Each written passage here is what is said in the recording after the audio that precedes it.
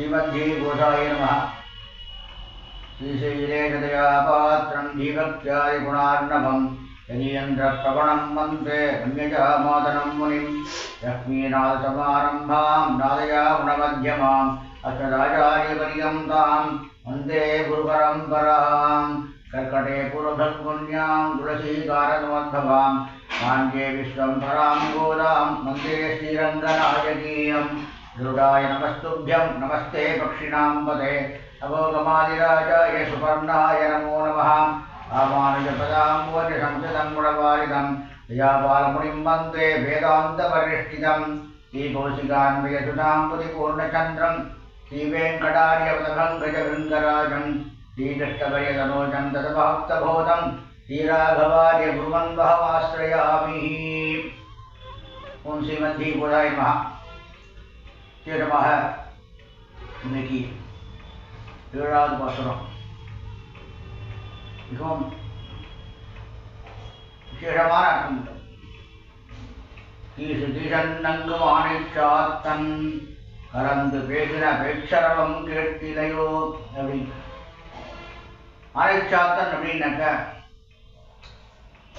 பாரத்வாஜ பக்ஷி பேர். இங்க ஆண்டாள் சொல்லும்போது என்ன சொல்ற அப்படின்னா, பரத்வாஜர் பிரிய மகாமுனி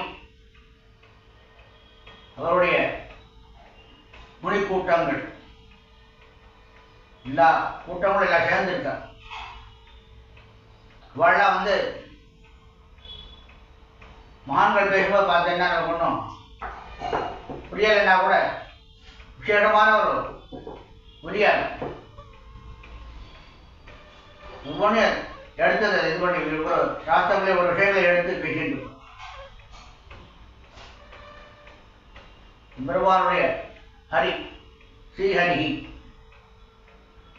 அதனுடைய தத்துவத்தை பற்றி பேசும்போதே நமக்கு இப்படி ஒரு புரியாட்டாலும் விசேஷமா தெரியும். அதுபோல எல்லா விஷயங்களும் பரத்வாஜ மொழி அவருடைய கூட்டங்கள் எல்லாரும் விசேஷமா பேசிட்டு இருக்காங்க. இந்த பேஷண்டா பெரிய சாஸ்திரங்களை பற்றி பேசிட்டு இருக்காரு. அதெல்லாம் நீங்க கேட்கலையா? கேளுங்க, எழுந்து வேணுங்கோ, எல்லாரும் வாங்கோ, பெரிய ஒரு தத்துவத்தை கேளுங்கோ அப்படி. வெயிட் பண்ணேன் அப்படின்னா வெயிட் பண்ணேன் அப்படின்னா தன் நிலையை மறந்தவன்.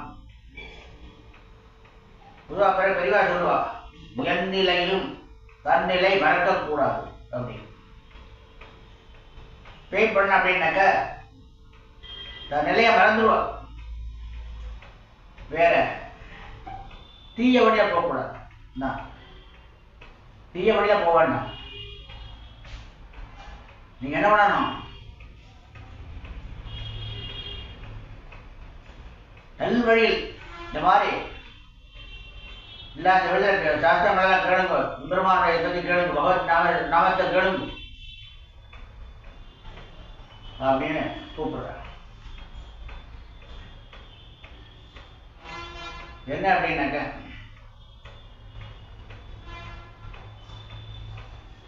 நம்ம மகான்கள்லாம் அவெல்லாம் என்ன பண்ண அப்படின்னாக்க பெரியவர்கள் வேதம் உபனிஷத் தந்தான் கடைஞ்செடுத்த. நம்ம பூர்வத்தில் வாழ்றோம் அப்படின்னாக்கா நமக்கு முக்கியமானது அஷ்டாட்சரம் துவயம். இந்த எங்க கிடைச்சது அப்படின்னாக்கா இந்த வேத உபநிஷதங்கள் எல்லாத்தையும் கடைஞ்செடுக்கும் போது கிடைச்சதுதான் அஷ்டாட்சரம் துவயம். இதை நான் கடைஞ்செடுக்கிற காசு அப்படின்னாக்க அஷ்டாட்சரம். பிறப்புன்னா துவயம். என்ன அப்படின்னாக்க ஒரு விசேஷமான ஒரு அர்த்தம். நான் ராஜாணி முகமாக இதை பெற்று நாமும் அதை அனுபவிச்சாதான் இதை புரியும். அது சாதாரண புரியாது. கடைஞ்சு எடுக்கிறார். ஆட்சியர்கள் அப்படின்னா ஆட்சியர்கள் என்ன ஆராய்ச்சி செய்வர்கள். வேதம் சாஸ்திரங்கள் எல்லாத்தையும் ஆராய்ச்சி பண்ணி எடுத்தது தான் அஷ்டாட்சரம் துவயம்.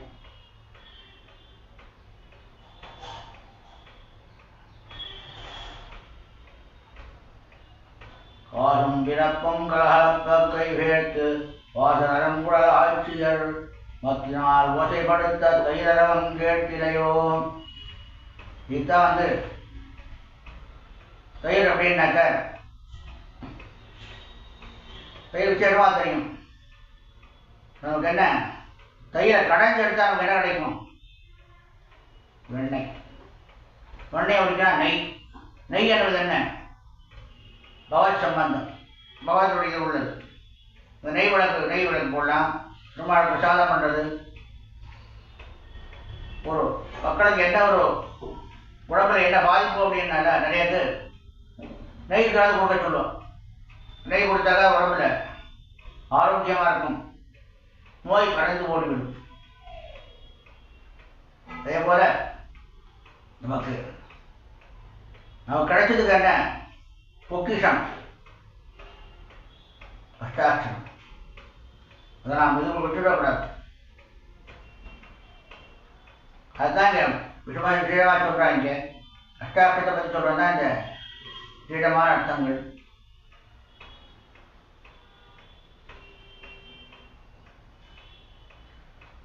என்ன விசேஷமா அப்படி என்ன சொல்ற அப்படின்னா நாயப்பன் பிள்ளாய். நாயப்பன் பிள்ளாய் அப்படின்னாக்கா என்ன அப்படின்னாக்கா தாயா லோகமாதா எல்லோரையும் காப்பாற்றக்கூடியவர். குழந்தைகளை காப்பாற்றணும் அப்படின்னா யார் வேணும்? தாய். விசேஷமான ஒரு அர்த்தத்தை சொல்லும். எல்லாரும் நாய பெண் பிள்ளார். சொல் யாரு? நாராயணன். அதுதான் விசேஷமான ஒரு அர்த்தம் நாராயணன். நாம் பலவிதமாக பல கஷ்டங்கள், உடம்புல ஒரு நோய்கள் எல்லாம் எல்லாம் கஷ்டப்பட்டு எல்லாமே இது பண்ணியிருக்கோம். காரணம் என்ன? நமக்கு இந்த பகவத் அனுபவம் போடல. பகவத் அனுபவம் இருந்தாலும் நமக்கு உபயோகப்படுத்த தெரியும். இதெல்லாம் என்ன அப்படின்னாக்கா நமக்கு பகவத் அனுபவம் பெரிய வாழ்க்கை நம்ம கேட்டு நம்ம உபயோகப்படுத்தணும். நமக்கு எல்லாம் கிடைச்சிருக்கு, கிடைக்காத பொருளே கிடையாது, எல்லாம் கிடைச்சிருக்கு. ஆனால் நமக்கு அனுபவிக்க தெரியும். எப்படி இருக்கும்? நம் நிலை மறந்துருக்கும். இப்படி மறந்துடக்கூடாது.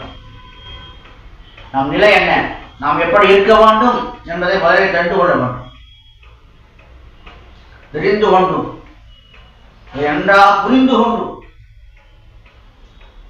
செயல்பட வேண்டும். நாராயணன் மூர்த்தி எல்லாம் அவன்தான், வேற எதுவும் நமக்கு இல்லை. நமக்கு வேற என்ன வேணும்? எல்லாம் நாராயணன். வேணுமா நமக்கு? இல்லாம வேண்டியதை அவன் தான். நமக்கு என்ன வேணும்? நமக்கு கேட்டதெல்லாம் கிடைச்சிருக்கு, நாம் ஏன் கூட இல்லை. இதில் பக்தி, பகவத் பக்தி. நமக்கு எல்லா அந்த மாதிரி விஷயம் தெரியல கூட பகவன் நாம சங்கீர்த்தனங்கள் கலியுகத்திலே ஒரு விசேஷமானது. நம்ம பகவன் நாம சங்கீர்த்தனம் பண்ணணும். எல்லாமே பெருவாளை கைகறி பண்ணணும், பகவானோட கைகறி பண்ணணும். எல்லாமே ஒரு கைகறிகள் இருக்கு. இதெல்லாம் நான் புரிந்து கொள்ள வேண்டும். என்ன செய்ய வேண்டும் அப்படின்னு நாம் தெரிஞ்சுக்கணும். நாம் அதை தெரிஞ்சுக்க மாட்டேங்கணும். காரணம் அது விருப்பம், காரணம் அஜ்ஞானம். அஜ்ஞானம் அப்படின்னாக்க விருப்பம் வருது இல்லை, காசு அது எது வெறும் வெளிப்படுத்துவதால தான் நம்ம ஆசைப்படணும். இதுதான் அஜ்ஞானம். அதெல்லாம் உதவிடணும். நாம் செய்ய வேண்டிய காரியங்களை நன்றாக தெரிந்து கொள்ள வேண்டும். ஞானிகளை பற்றி ஒரு பெரிய விஷயம் இல்லை. நமக்கு பெரிய ஞானியா இருக்கணும். ஒரு பக்தனார் எனக்கு நீதான் பெரிய ஞானி. அதை நாம் தெரிந்து கொள்ள வேண்டும். இதுதான் இங்கு ஆண்டாள் விரைவாக தெரிவிக்கின்றார்.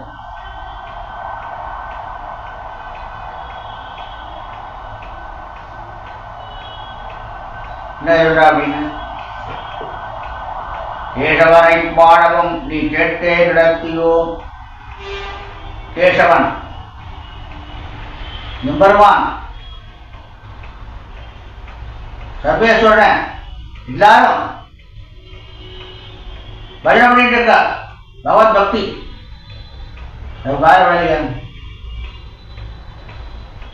அதை நீ என்ன பண்ணணும் அப்படின்னா மனசுக்குள்ள வாங்கி வெளியே அந்த சொல்லிட்டு வெளியே விடுறது ஒரு கருது இல்லை.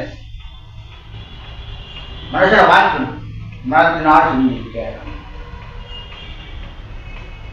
ஏஷமுடையாய் திரவேலோரம்பாவாய் அப்படின்னு. ஏஷமுடையாய் அப்படின்னாக்க என்னதை திறக்கணும் அப்படின்னாக்க, நீ எல்லா விஷயங்களும் பகவத் பக்தி பஜனை அந்த எல்லாம் சொல்ற என்ன பண்ணணும்,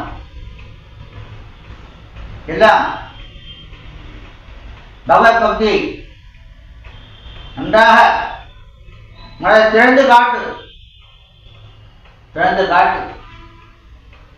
எல்லோரையும் பக்தியில் ஈடுபடுத்தி நீயும் ஈடுபட்டு பகவத் அனுகிரகம் பெற்று பரிபூர்ணமாக பெற்று சகல சௌபாக்கியங்களும் பெற்று வாழ வேண்டுமாய் ஸ்ரீ கோதாநாயிகா பக்ஷிராஜன் சமேத ஸ்ரீ ராஜகோபாலன் திருவடியில் பிரார்த்திக்கிறேன். அடியேன் திருமலை வெஞ்சுபோர் பிரபாடி ராஜகோபாலதாசன். ஸ்ரீமத்தி உஷுஜித்தார்ய மனோநந்தனஹேதவே நந்தநந்தன சுந்தரியை கோதாயிரித்யமங்கலம். லோகா சமஸ்தா சுகினோ பவந்து.